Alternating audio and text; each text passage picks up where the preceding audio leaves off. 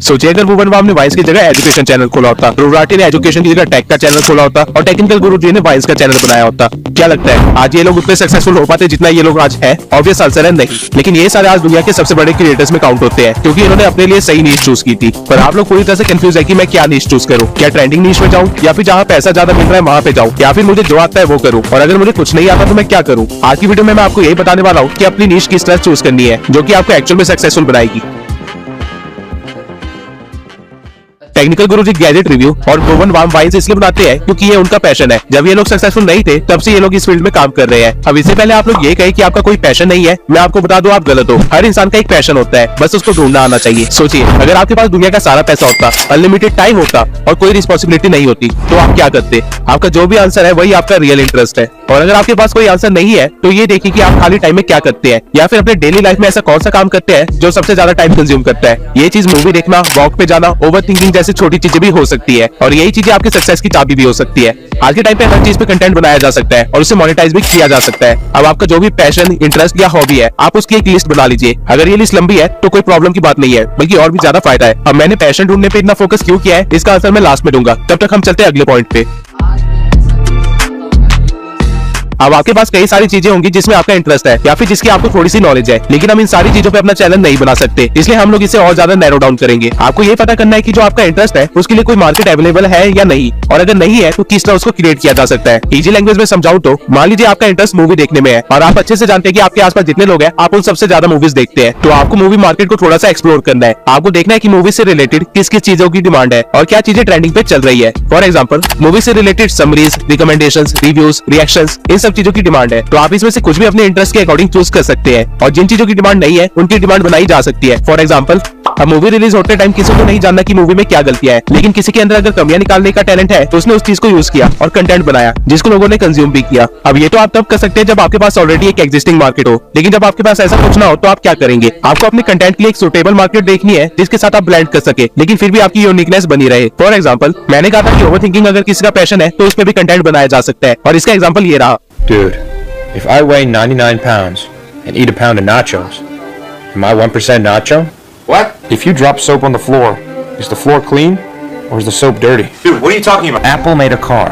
Would it still have windows? Alright, I'm going to bed before I get a contact high. आप सबने ऐसी हजारों reel देखी होंगी, लेकिन आपने कभी सोचा कि ये कितना सिंपल और स्टिल कितना यूनिक आइडिया है? ठीक इसी तरह हर इंसान के मन में रोज हजारों थॉट्स आते हैं, लेकिन इसने अपने थॉट्स पे कंटेंट बनाया। अब ऑल्दो ये क्वेश्चंस काफी डीप होते हैं और इनकी पिक्चर पूरी एक एक्सप्लेनेशन वीडियो भी बनाई जा सकती है जो कि एजुकेशन मार्केट का हिस्सा बन जाती, लेकिन इस क्रिएटर को पता था कि इसके पास एक्सप्लेनेशन का टैलेंट या पैशन नहीं है, तो इसने अपने कंटेंट को ह्यूमन मार्केट के साथ ब्लेंड कर दिया। अब नॉर्मली जब हम ह्यूमर की बात करते हैं तो दिमाग में सबसे पहले वाइन्स, फनी क्लिप्स, जोक्स ऐसी चीजें आती है, लेकिन कोई नहीं सोच सकता था कि डीप क्वेश्चन को भी फनी वे में बनाया जा सकता है, या किसी की ओवर थिंकिंग भी कितनी इंटरेस्टिंग हो सकती है। ठीक इसी तरह आपको अपने हर इंटरेस्ट को अच्छे से एनालाइज करना है और हर मार्केट में अपॉर्चुनिटी देखनी है, और जहाँ पे ये दोनों चीजें मिल जाएंगी वहाँ आप अपने नीश के एक कदम और पास होंगे।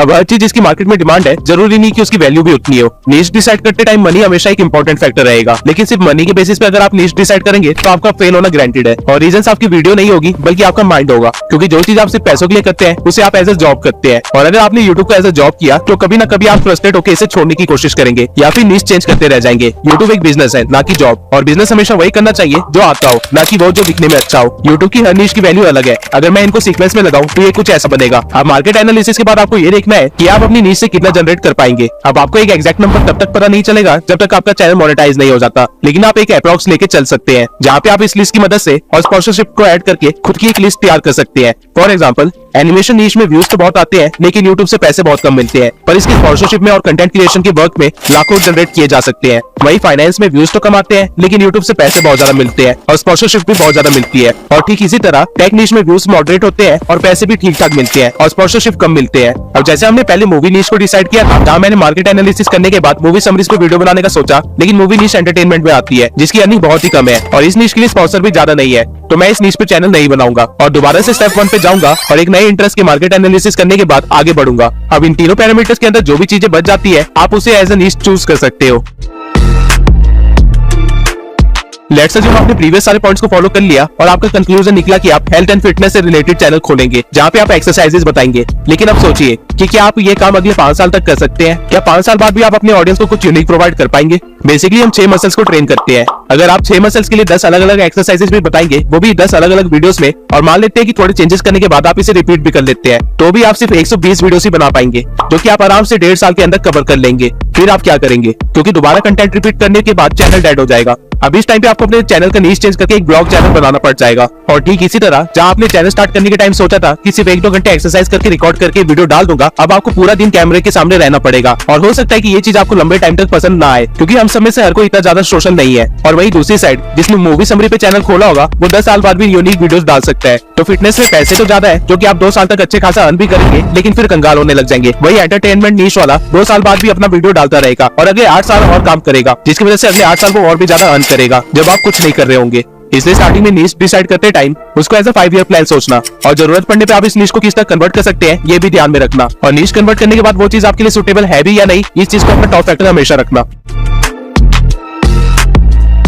YouTube पे 114 मिलियन से भी ज्यादा चैनल्स है, और बहुत ज्यादा चांसेस है कि आपने जो भी नीश डिसाइड की है उसमें ऑलरेडी कई सारे प्लेयर्स होंगे, जो कि आपकी ऑडियंस को ऑलरेडी ट्रैप करके बैठे होंगे। तो आप उनको बीट कैसे करेंगे, या फिर कंपटीशन को देख के नीश चेंज कर लोगे? आपको ऐसा कुछ भी नहीं करना है। और यही रीजन है कि मैंने स्टार्टिंग में आपको अपना पैशन ढूंढने के लिए कहा था। अगर आपका कोई पैशन है या किसी चीज में आपका इंटरेस्ट है, तो आपको अपनी कंपटीशन की फिक्र करने की कोई जरूरत नहीं है, क्योंकि आपका कंटेंट खुद में यूनिक बन जाएगा। Let me explain it. अगर आपका किसी नीश में इंटरेस्ट नहीं है, तो आपको उसकी ज्यादा नॉलेज नहीं होगी, और वीडियो बनाने के लिए आप यहाँ वहां से इन्फॉर्मेशन कलेक्ट करेंगे, या फिर अपने ही कॉम्पिटिटर्स की वीडियो को मर्ज करके एक कंक्लूजन वीडियो बना देंगे। अब क्योंकि आपको ज्यादा नॉलेज नहीं है, तो आप अपनी ऑडियंस के लेवल पे ही हो, और आपकी ऑडियंस भी ठीक उसी तरह रिसर्च करेगी जिस तरह आपने की थी, जिसकी वजह से उसको आपके चैनल पे कोई भी यूनिक वैल्यू प्रोवाइड नहीं होगी। और बाय चांस अगर उसने आपके कॉम्पिटिटर्स की वीडियो देख रखी होगी, तो उसको पता होगा कि आपकी वीडियो देखने का कोई फायदा नहीं है, जिसकी वजह से वो सब्सक्राइब नहीं करेगा, और एज अ रिजल्ट आप फ्रस्ट्रेट होने लग जाएंगे और चैनल बंद कर देंगे, क्योंकि ये आपका पैशन नहीं था और आपको कोई भी मजा नहीं आ रहा था ये करते हुए। आपने सिर्फ ग्रोथ के लिए इस नीश में चैनल बनाया होगा, और वो न मिलने पे आप डिमोटिवेट हो चुके होंगे। वहीं अगर आपने अपने पैशन या इंटरेस्ट पे नीश डिसाइड की थी, तो आपके पास एवरेज से ज्यादा नॉलेज होगी, जो कि लोगों को पसंद भी आएगी, और आप ग्रो भी करेंगे। और अगर ग्रोथ में टाइम लगता भी है, तो भी आप एंजॉय कर रहे होंगे, जैसे कि भुवन वाव ने किया।